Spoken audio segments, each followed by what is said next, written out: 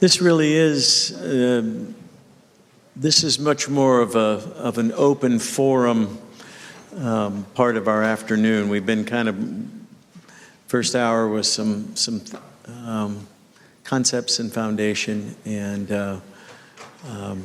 then Matthew took you into the reality that song matters, concepts matter, thinking it through matters in worship. And yet the reality is that managing change in your worship ministry, I think that's been my entire life, is managing change. I started out in the season of the 70s, going into the 80s, when the thing called worship wars, that was what everybody talked about. What's the worship wars? And that was back in the day when my dad, what he listened to and what I listened to were way different. And the reality now is, I just had one of my kids here, and their playlist is my playlist. And so the reality is that even culturally, the distance that we're facing in our churches, I think, is different, and it's expressed differently than what it was in the 70s and 80s. We were splitting churches over styles of music. I don't think that's really where we're at in these days. We've definitely learned how to niche market. So if you all like this, you're over here, and if you're all like this, you're over here, and it cuts down the conflict when you do that. I don't always know that it's healthy for the church, but it's certainly, we figured out ways how to work through those kinds of issues in our church. Worship, culture changes, people change, the word never changes. I'm very thankful that the word never changes. Leadership changes. God is doing different things in our churches. And all of those things prompt things in our world to happen. Our church begins to grow. That brings on a whole nother dynamic of how we manage this group of people. Now we have multiple services. We used to always have one service. We have multiple services. Or now we've got the traditional, the contemporary, the heritage, the whatever your title is for those services. That's a part of our change that we're facing. It used to be, for example, that there was a song leader and a pianist or organist. That really cut down the complexity of communication. Just show up, list the 3 hymns that we're going to sing. The organist played the introduction. You stood them up, and we all sang along. We sat them down. And man, that was pretty easy. But now I have multiple instrumentalists and vocalists.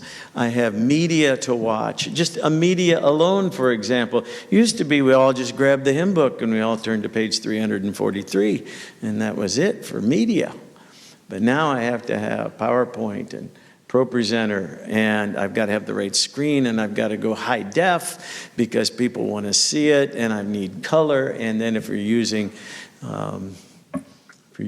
different kinds of media communication tools, I now need full staffs to run video, which is just simply a part of the change in our congregations.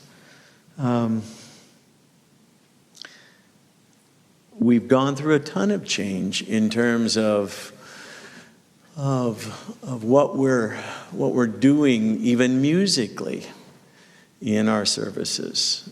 Some still use a choir, not many. Others have wind instruments, stringed instruments. Others are simply using a basic rhythm section and a 4-piece, 5-piece band. There are some little church plants that are living off recorded music on CDs. And they just key up 4 songs off the little worship CD they have, and everybody sings along. So even the experience from which all of you are coming from is just phenomenally diverse than potentially what it has been. The body of Christ changes.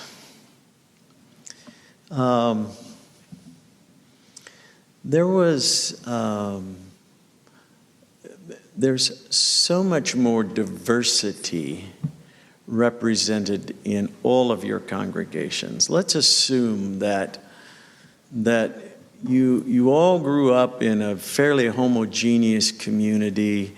Your nuclear family was still all around.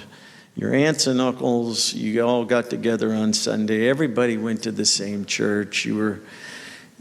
That is a fleeting part of our experience. We're much more transient. And the reality is that if you listen to the latest Brookings report, by 2025, Caucasians will be in the minority in the United States. So what does that mean for us? Our globalization is impacting us all the time. So the reality is that the people that we're ministering to are changing. There are assumptions that we've made in the past as it relates to a cultural experience that they're drawing on that we can't always assume anymore. This versus this really is significant. If you were with us last session, Matthew said, okay, everybody put your fingers together and now put it on your chin. Well, what you see, nobody put it there. I don't know, maybe somebody did, but I don't think anybody did. They all did what you showed them. Well, the reality, part of that's just in simply assumptions that we have made in the past that we can't make now. Life is changing. Generations are changing. I probably don't even have 20% of my congregation that even know leaning on the everlasting arms. How many know leaning on the everlasting arms? Okay. Your congregation doesn't know that. You do because you kind of grew up in church culture somewhere along the way, a lot of you. But your people don't know that we assumed in the day that there was a hymnology foundation that we could all draw on. That's not true anymore. And so the reality is, let alone, I have people in my congregation that I probably have at least 30 different language groups represented in my church. That never happened. I grew up in Pella, Iowa. If you ain't Dutch, you ain't much. That's a whole Dutch community, okay? Everybody had a similar shared experience. You could assume huge things as you shepherded people, but you can't now. What happens when the industry in your community all of a sudden comes up with a new workforce that isn't from your town? Supposing that all of a sudden we have a cheap workforce that comes from south of our border.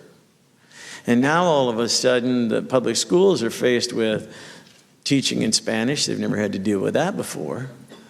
And then all sorts of the cultural things, restaurants in town starts to change because they're trying to meet the need of that demographic. Supposing that your neighbors, your community in which the neighborhood you thought you were trying to reach for the gospel now doesn't look like you and talk like you. What does that mean for your worship ministry? What does that mean for the vision of your church? Modes and styles of communication. When I started in ministry, it was just understood you wore a shirt and tie and coat. It's just the way it was. And if you didn't have that, you had a collar. And there were some real moral discussions going on about what happened if you didn't have a coat and tie on. moral discussions about coat and tie. Facial hair. Oh my goodness. And we're not even touching tattoos and piercings. All of those things have changed in our society, at least in my world, in which I'm called to lead people in worship. The hymn book versus the projection. Casual. There are all sorts of things. I mean, now we're talking about, I got to have lights. I got to have, I've got to have, backdrops change all the time. What we look like in print and in media sends a message to us. So we got people that are just thinking all the time about what we look like from a media point of view. And all of those things. And then I've got people who are coming in and out of my ministry. I've got generations in and out of my ministry. So I'm just saying right now, we're managing a ton of change in our worship ministries. And I'll never say more than we ever have before, because I'm a student of history and things always change. But right now, at least here, I'm feeling like we're managing a lot of things. Or maybe it's that I didn't go into this with a skill set that I started with one skill set, and I've had to be a continual learner when you think about how we're shepherding our people in worship. And then it's always interesting that when the power goes off on a Sunday, do we still have worship? I often think about it. I go to Burma, Myanmar, once or twice a year, and I do some teaching there. And I'm a group of people that were impacted by a missionary over 100 years ago. And we go there, and I'm always fascinated because they're trying so hard to do a contemporary worship thing. They got their guitars, and they're trying to do all the Western music translated. They're trying to do Hillsongs translated into their own language, okay? And it's always fascinating to me is that power goes out there all the time. They do not have a good continuous source of power. And so it's just like, everything stops. And this little guy runs out the back, and pretty soon you hear, the generator starts, and everything starts up again. Oh, I guess we can go on with worship, because we've now got power. But the reality is that those people, without all the instruments, sing the socks off the songs that come from their hearts. So we're wrestling with a whole lot of things.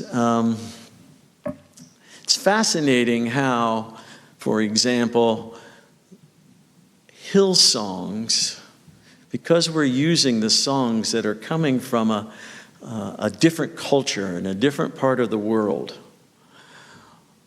are impacting our people's understanding of worship.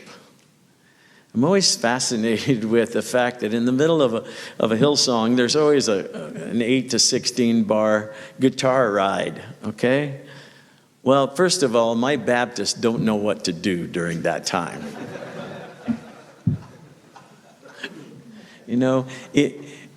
Out of that culture, there is a sense that this is a time to reflect, a time to pray, a time to praise.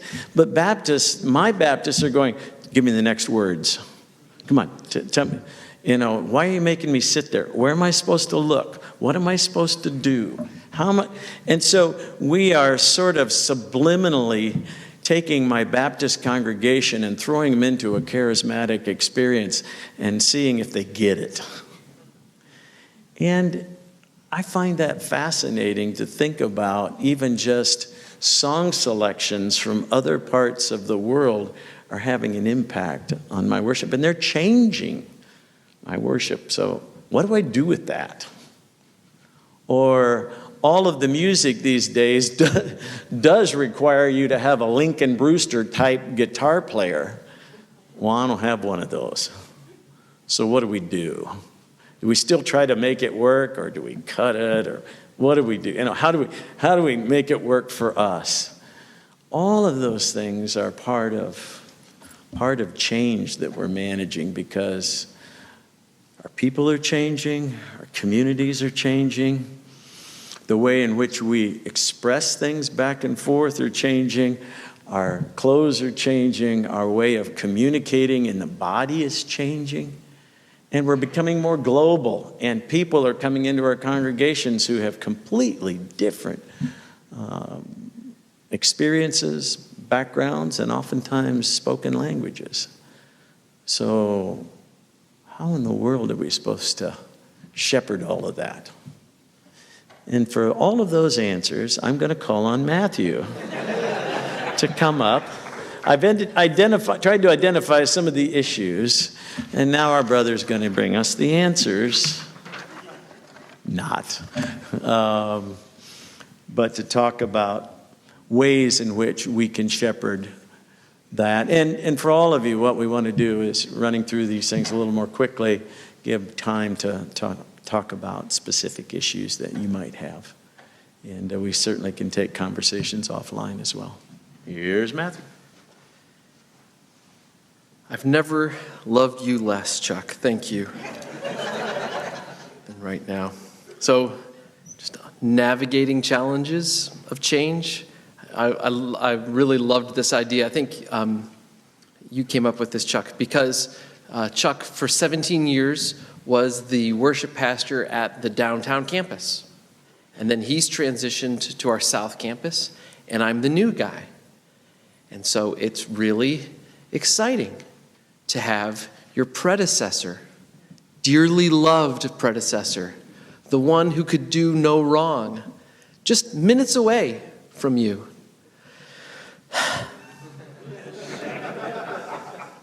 Honestly, it couldn't be better. Honestly, it could not be better. And so having been a part of change that has not gone well, and now being part of change that is going really well, here's some lessons from the black box on times when that plane has crashed. You know what a black box is? Right? So plane crashes, they pull up the black box. Let's find out why that thing crashed. Here are some lessons from times when they haven't gone wrong and sometimes when things have really been bad. Two main pieces I'm labeling under tell the story and recruit to vision. Those are kind of like my two hooks to put everything into. And again, Proverbs, I'm on a wisdom literature kick. Tell the story involves honor, integrity, and vision. Honor. Just to say, to complete the quote, I learned this from a really wonderful Christian leader I worked for several years, Dr. Joe Stoll, former president of Moody Bible Institute, current president of Cornerstone University. Go Golden Eagles. If I say that, they'll pay for dinner for me tonight. Tell your story or someone else will tell it for you. Tell your story or somebody else is going to tell it for you. So here is some helpful ways when you're talking to people about change, when you're helping people who are having difficulty changing. Tell your story, or they'll tell it for you, and you probably won't appreciate their version as much. So here's three of the ways that I think about when I'm trying to tell the story. Honor, integrity, and vision. Honor. Learn about the past and affirm God's previous work. It's such good news to be a Calvinist. Such good news to be a Calvinist, because you can believe that God has been at work at all times. And you can affirm that. Proverbs 3:27 says, "Do not withhold good from whom it is due when it is in your power to do so." And when people in your church have been a part of what the Lord has done in the past, it is appropriate to honor them. It is appropriate to celebrate what the Lord has done in the past. We should honor those people, faithful people who have served for many years. And just because some things are going to be changing in the future does not mean that that wasn't the Lord. It does not mean that the Lord was absent in this previous time. Not at all. He was on the move. He was at work. And we can honor that. That's part of telling the story, honoring previous manifestations of the Lord's work. Second, integrity. Have one story. Have one story. To be very careful in your own heart when you tell one version of the story to this group of people, and another version to this group of people, and another version of the story to this group of people. That reveals that you are more concerned with, man-pleasing, right? You're coaching the story so that these people will like you. Now you're shading it so that this group of people will say you're okay. Now over here, you're like leaving this part out of it so that they will like you. Just be careful. Tell one story. Tell one great story. Proverbs 6:19 says, "A false witness breathes out lies, and one who sows a false witness breathes out lies and sows discord among brothers." You're dividing your congregation when you say, "So why do we have drums up on the stage?" To this younger group of people, it's very tempting to be like, listen, I've wanted drums a long time, but these crazy old people, they just don't get it. Now we get it. I'm with you. And then to the older senior, like, why do we have drums on the stage? Listen, I get it. I'm with you. It's these young people. They're driving me crazy. Like, would you do that? Great. That works. That works for a nice month. You've got a really great 30 days of keeping, and then suddenly what happened and how did you mean both of those things? And listen, Absalom was really good at spinning stories that way, okay? Did not end up well for him. Keep the Matthew haircut, not the Absalom haircut, and tell one story, Proverbs 6:19. And thirdly, have a vision. Have compelling goals. Leadership is, this is a lesson I learned from my first pastor that I worked for. Leadership is the ability to communicate a compelling state of affairs in a way that engenders followership. Okay? Leadership is the ability to communicate a compelling state of affairs in a way that engenders followership. So if you think you're not a leader because you got a promotion, you're not a leader because you think you're a leader when people follow you. And a vision that has compelling goals is the right way forward. You cannot ride a bike that doesn't move forward. Just try that, just in your head. You're on a bike, now just balance it perfectly. Can't do it. If you're moving ahead, it stays balanced. Move ahead, create a compelling, I feel like the Lord is calling us, and don't make it up. Pray about it. Work with your senior pastor, work with the people in your church. I feel like the Lord is really calling us to this. And can you imagine what it would be like in this room if this happened? And communicate that to people. And it will be compelling. Honor the past.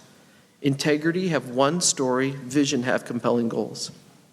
And then just briefly, some more personal things about being a person in the midst of that transition as you're communicating that vision. Recruit to vision. Recruit to vision. Think about, I've got like a 2-page front and back application form that I use when people are like, I want to sing. Great, here's two pages, fill this out. One of the questions is, why do you want to be on our worship team? And they'll all write some really nice answer. But to dig into it is very informative. The more people are, I'll just say the positive version of it, recruit to vision. Have a vision, this is what we're doing. and recruit. When people join for that vision, then things will go much better. When they join because, we're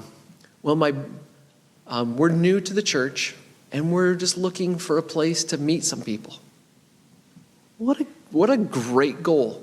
The worship ministry is not going to be a good place for you. The worship, we've kind of got, we've got a thing that we're doing, and we're doing it together. So friendship is like a great byproduct of what we're doing. But if you chase friendship here in the worship ministry, that will not work. That's not how it works. Or I would like to be on the worship team because my girlfriend is on the worship team, and she said that it would be fun for us to serve together. Well, that's wonderful until you break up. And now I'm in trouble. Or I want to be on the worship team. Here's the most dangerous one, I think, for those of us who are in worship ministry. I really like you. I like playing music with you. You seem to be really great. I would like to hang out with you more because that one feels really nice. And then when suddenly you don't have schedule in your life for 40 best friends, and you end up inevitably, just here's a true statement. I'll say it for myself, I am disappointing. You are disappointing. That's what sinfulness means. When you inevitably disappoint the person who joined your worship ministry because of how great you are, then they're gone. Recruit to vision. Have a great vision for what you're calling the people to be. Humility, no recruiting to yourself. Proverbs 29:5 says, a man who flatters his neighbor spreads a net for his feet. It feels flattering. It feels good when people want to say like, oh, I just love what you're doing. It's so great. And I also thought that maybe we could get together and do some really fun. I've got this side project I'd love for you to play some piano on. And I really want to be that person. And I think I'm going to end up disappointing you. And then I don't know that our ministry can handle that. And then lastly, diligence. Diligence, recruit to vision, diligence. Proverbs 21:5 says, the plans of the diligent lead surely to abundance, but everyone who is hasty comes only to poverty. I'll read it one more time, more out of a sense of conviction. The plans of the diligent lead surely to abundance, but everyone who is hasty comes only to poverty. So I'm just speaking to some of the younger worship leaders in our room. It's very tempting to try to fix everything now. So what we need is $20,000 to get this fixed, and we need to fix all of these songs are bad, and we need to change all of the songs now, and we need to get all new musicians in here now, and we need to redo this whole now. I would as a minister who navigates change, be diligent, work hard, change things, but don't be hasty.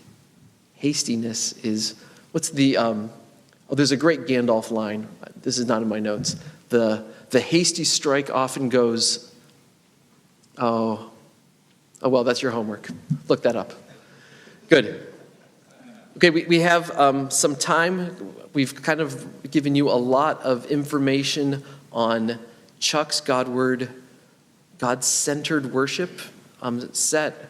I had a lot of content-filled time at the second session, and this is on change, so we thought we'd leave some space for some Q&A. Feel free to ask your questions. I'll answer the ones I can, and Chuck gets the hard ones. In revenge. So, anyway, please.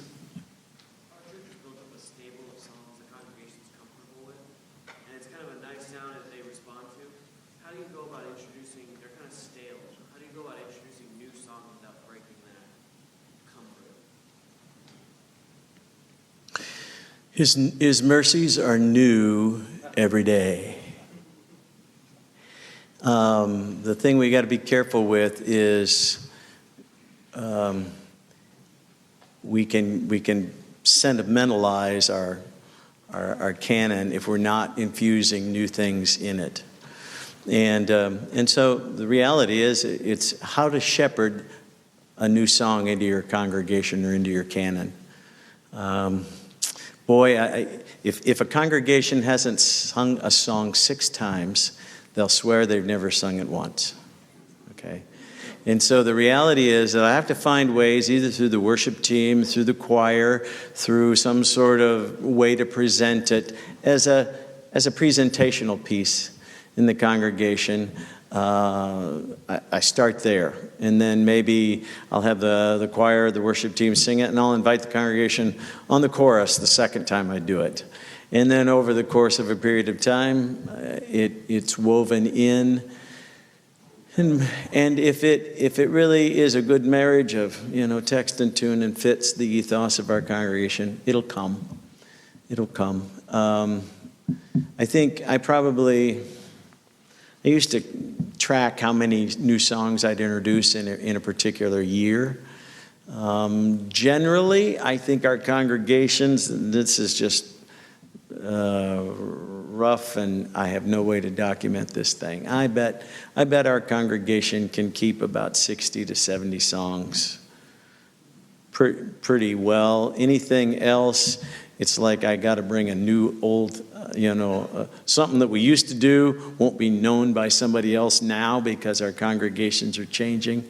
So, when you think about that, one of the things sometimes we need to do is look at our songs and see if there are any subjects, for example, in sanctification or theological truths that we're not touching on. What we found over at Bethlehem over the course of a year, we were doing, we didn't have a whole lot of songs about the Holy Spirit, and yet we're Trinitarian. So trying to find songs about the Holy Spirit. We were preaching through John, and there was just a lot about community. Well, I find we didn't have too many community songs. So that's been an impetus to introduce new songs that related to whatever we're studying. Does that help you, kind of that way? Yeah. We just kind of recognize that the days, just consider how often do the people of your church attend your services? Like, gone are the days where people attend 8 out of 8 Sundays. So when you teach that song that week, what percentage of your people aren't there, right? So there's some math to do there. And then the other thing is just take advantage of some other platforms. Like, I'll post up on my Facebook page, here's a Spotify link or a YouTube clip of a song that we're going to be teaching this week. And for some reason, there's a group of people that would just like, and suddenly there'll be 20 people who will be singing it at least. So that's another way to get the word out. You talked about setting expectations, specifically setting the expectation that people would meet with God when they come in to the service. What are some practical ways that you can go about facilitating that? Yeah, good. How to practically encourage people to come with expectation. I think you have to start with yourself. I think you just have to, honestly, it really starts with yourself.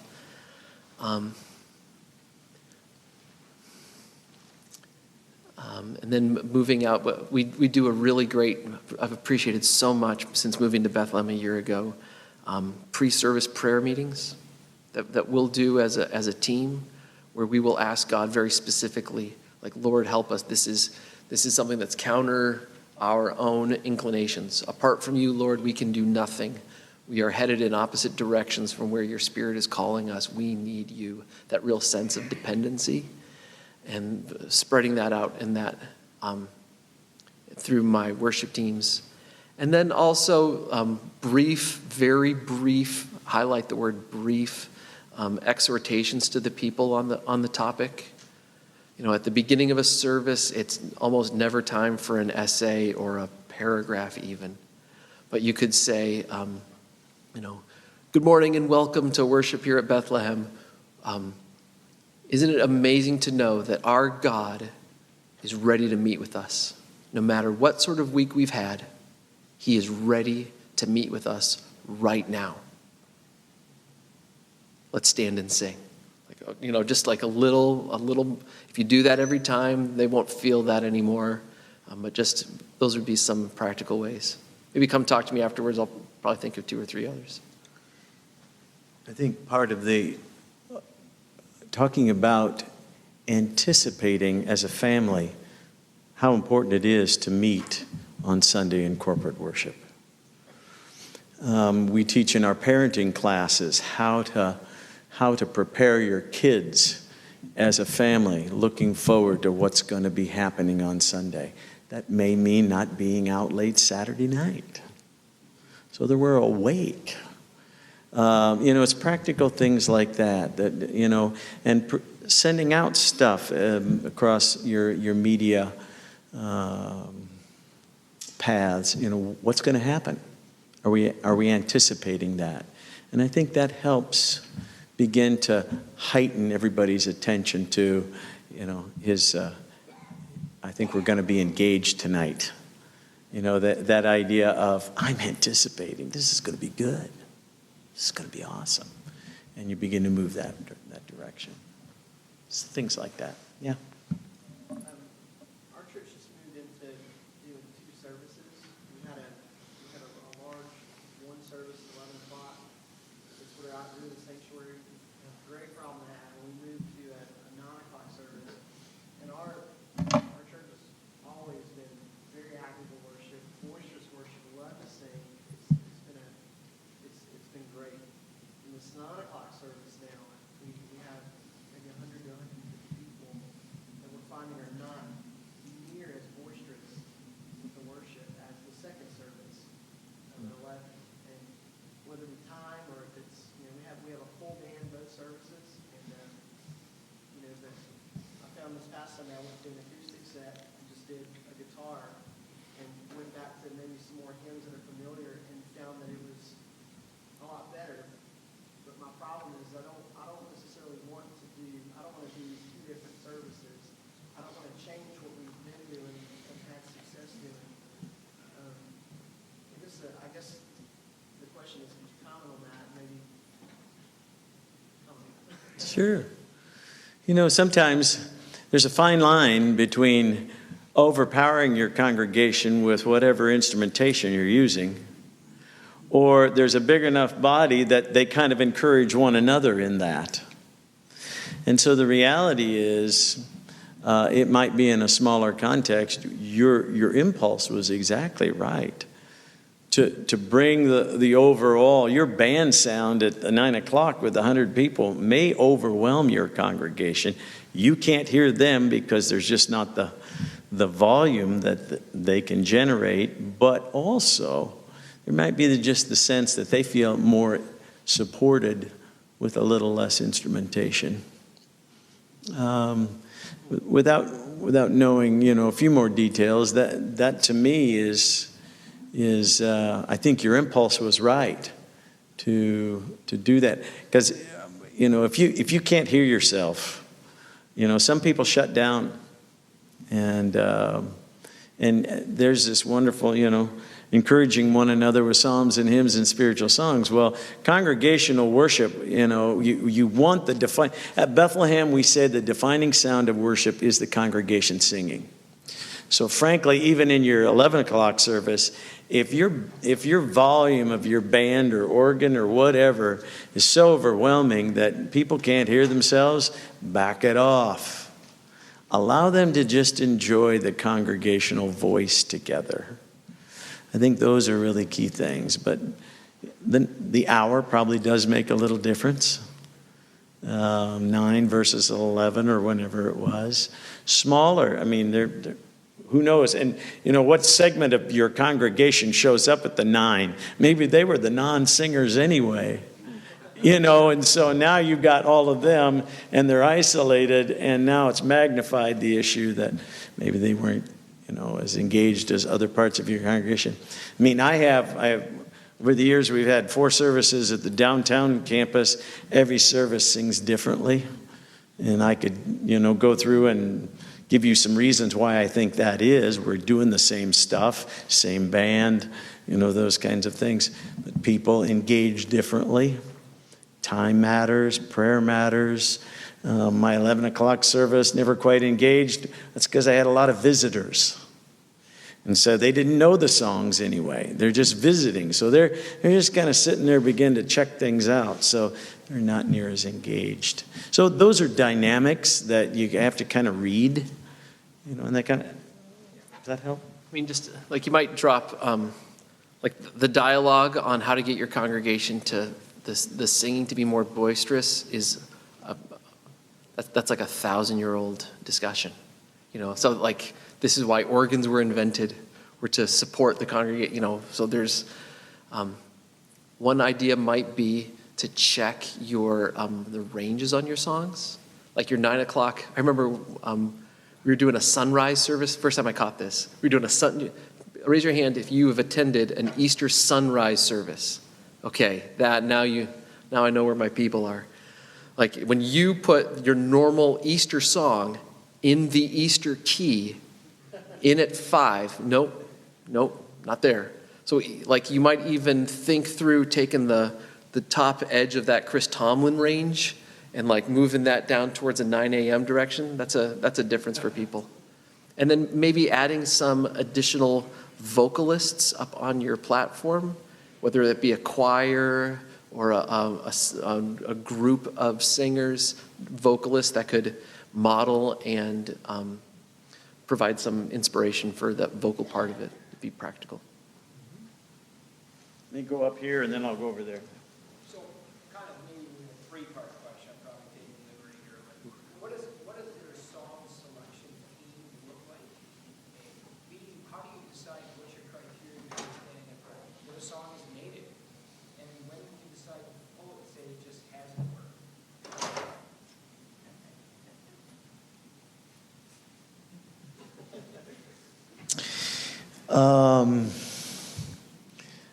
I pick them. I hate committee work. I hate worship by committee. And yet, I can get very dry if I don't have the input of other people. So that's take that with a grain of salt.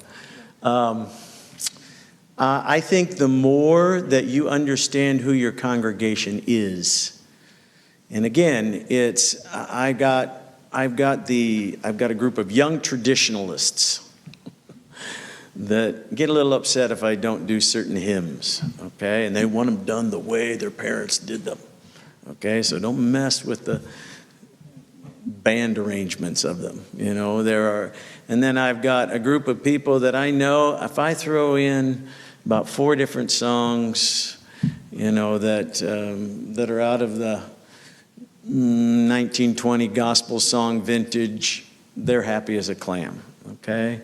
And then I've got, I'm always looking for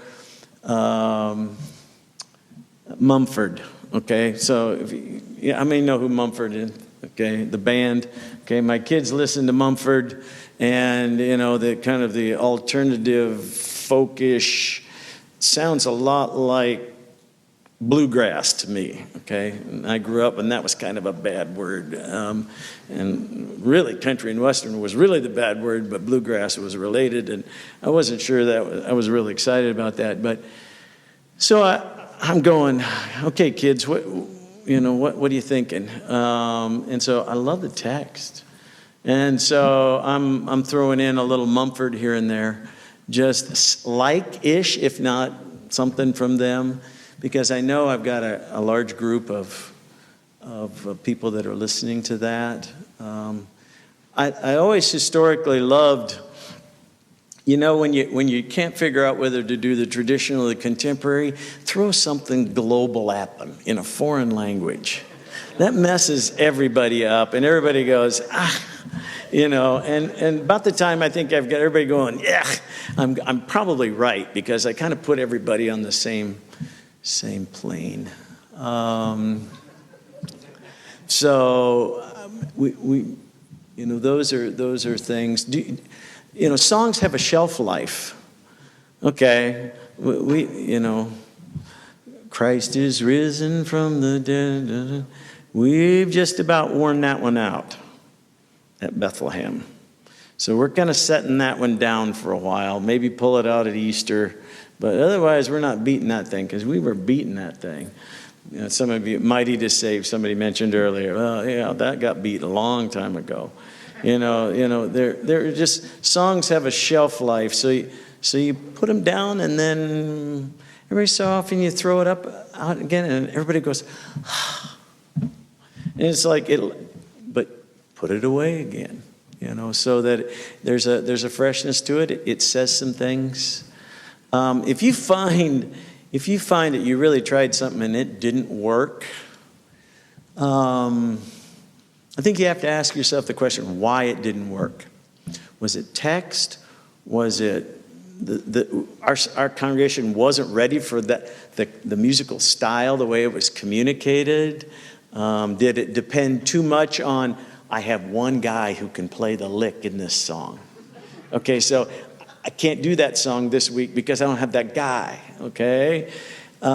Songs really have to minister apart from the instrumentation. If it's dependent upon the instrumentation, that can get kind of risky, putting that together. What else you want to add? I gave you time to think. That's great, thanks. Maybe just the other thing would be, I think for a song to be in my rotation, it's about every 8 weeks. 8 weeks is like my normal number. And so if it's newer, I'll bump it a little bit more often until the people get it. If the tread on the tire is getting a little worn, I'll bump it to 10, 12, 14 weeks. But then if it's past that, then I'll pull it off. So that's 8 weeks is sort of my norm. Yeah, so you talked about one, kind of recruiting provision, and then also not being super hasty with some of the changes that you're making. How do you reconcile those two things if you have a band who maybe some of them are up there just because they really love to play music, and that's kind of the best medium for them to do that? Oh, yeah. How do you go about kind of either getting them on board with the vision, or how quickly do you start replacing them with people who are on board? And then what happens if you don't actually have anyone on board? Do you just strip everything down and say, hey, we're going to do acoustic sets for the next 2 years until we can get people who actually want to jump on with it? Yeah, boy, I think it's a really great reason for why the Lord's called you to that church. Like honestly, like there's like so many variables in that, brother. I just think like that's why the Lord calls people to particular circumstances. I mean, I would be slow to pull people off unless there was something disqualifying going on. Then like no problem, have the conversation and do it now. If there's something disqualifying going on, just say that for anybody else, just on behalf of someone who's made that mistake too many times. If there's something disqualifying going on, do it now. Don't wait. Other than that, I would have like lengthy conversations, especially with musicians. I would have, because musicians are tribal. They're with each other. They get each other, and so if you go into pulling people off or changing the dynamic on that too quickly, that spreads and not a great way. So I would be, dream with people and take some time to like identify particular people you want to like work with and who would be the best way to move that forward. Yeah, but especially when you're changing people, I'd move a little bit slower there unless there was some, like if somebody's sowing discord, somebody else. If somebody's in sin, or just some disqualifying behavior, like next. But other than that, I'd move very slowly on that. Just one quick thing to what you said. You are a discipler. Good. You are a pastor.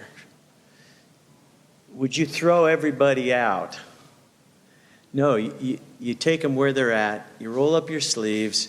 You begin to speak a clear message, tell your story, as Matthew mentioned, and just keep leaning into it and making the decisions the way the vision takes you. And some are going to catch it and be on board with you and grow in your ministry. And others are going to say, and that's okay. As God takes people away, he tends to raise up people who love the vision, who are great worshipers. And oh, by the way, they can play the socks off their instrument. And after that, you've got a platform of worship leaders that you love, that they love God, they love the vision. But it's not hasty. It takes time that way.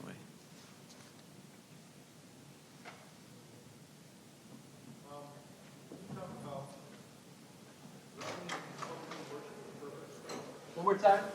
Can you talk about writing and composing worship for purpose, meaning specific purpose within worship or saying, I don't know if that's clear.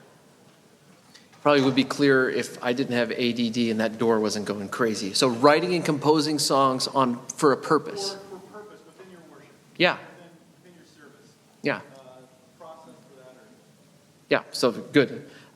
Every song, that's the third thing from my previous handout that several of you came and asked. How come you said there were 3 things? You only told us 2. The third thing is useless. Eliminate useless songs. Every single element of your service should have a purpose of what it's hard work leading worship. It's hard work bringing a congregation along and celebrating the gospel. So make all of those songs, all those elements do work. And composing, I love to write songs. I wish I had more space in my head to write them and to write better ones. But they usually come out of a particular need, like, oh, I really want this. So our pastor preached a 10-week series called The DNA of Bethlehem. And our church had 14 irreducible essentials. 14 irreducible essentials, 10 marks of DNA, 14 priorities. There was this. I couldn't get my arms around it when I moved. And so I turned it into a 3-verse song.